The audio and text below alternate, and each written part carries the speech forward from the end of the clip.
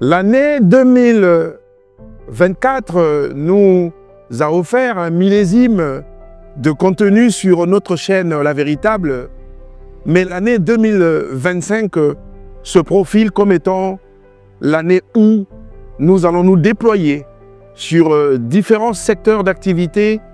pour mettre en lumière les femmes congolaises qui excellent dans ces différents domaines d'activité. C'est une façon pour nous, et c'est un choix que nous assumons, de mettre en lumière l'activité de la femme congolaise et surtout une façon de faire comprendre à l'opinion nationale et internationale qu'au Congo-Brazzaville, la femme occupe une place de choix. Tant et si bien que la question de la parité reste encore très moue,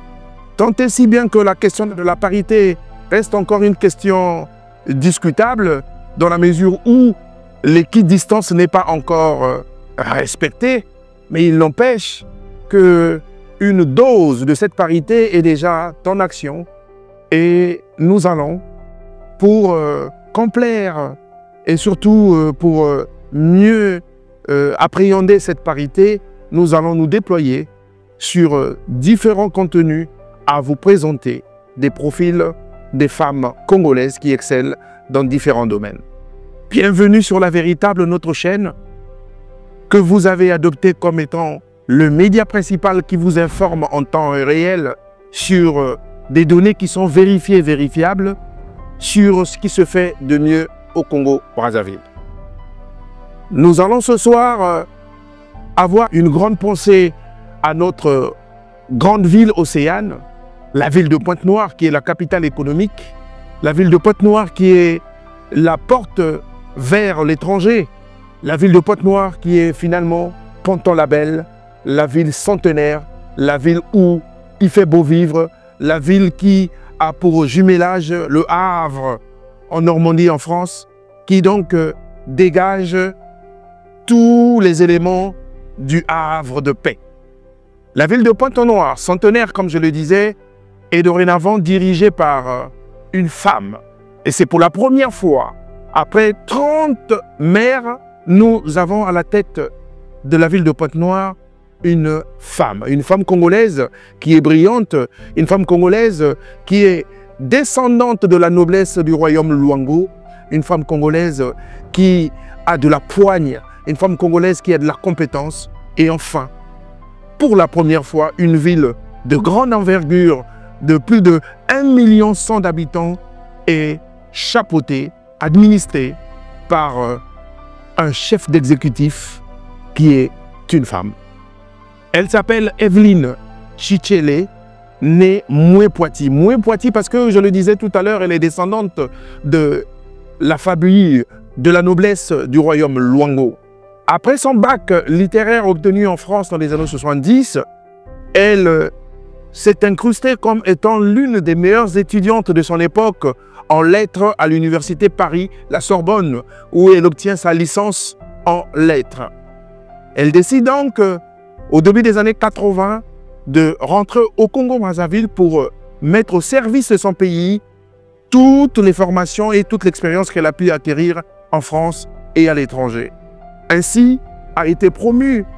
haut fonctionnaire et elle a occupé plusieurs postes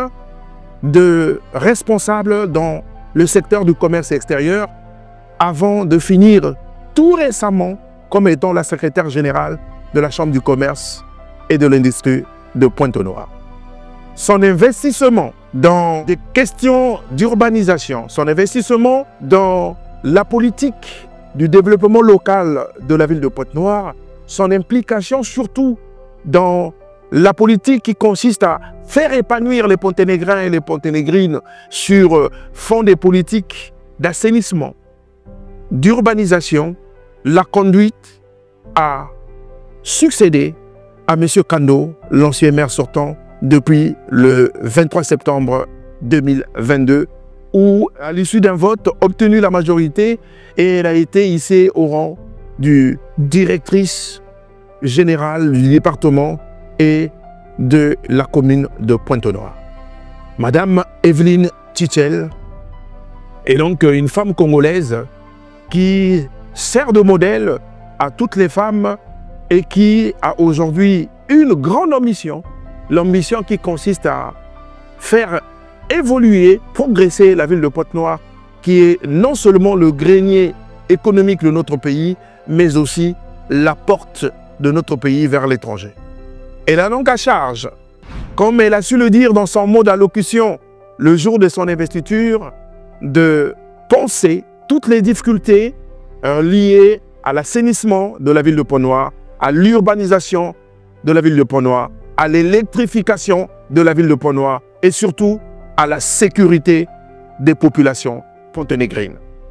Sa charge est telle qu'elle se donne à fond dans l'exécution de ses métiers. Madame Evelyne Titiel, née Moué-Poiti, est donc une autorité administrative que nous saluons au travers de ce contenu. Continuez à vous abonner sur la chaîne La Véritable. Continuez surtout à partager les contenus qui sont les nôtres et faisons de sorte que La Véritable, notre chaîne, s'impose comme étant le média indubitable, le média qu'on ne peut jamais se passer. Merci et à la prochaine.